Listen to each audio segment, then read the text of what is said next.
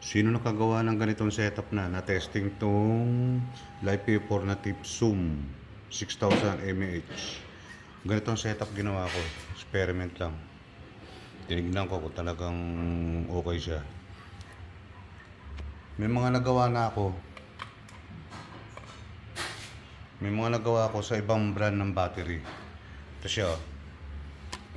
Matagal na yan. Makita nyo yung petsa kung nagawa yan. Ayan yung battery niya. Binili ko siya with BMS na. Ito subok ko to. 16 hours. Na-testing ko na to 16 hours. Yan isa.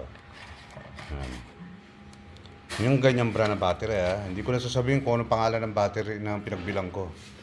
With BMS na siya. 150. Ito wala pang BMS. Tip soon. No.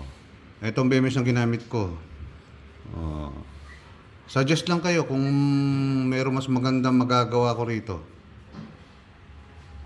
Suggest lang kayo. Kasi lalo ngayon, kailangan natin yan. Madalas ang bagyo. Okay, guys?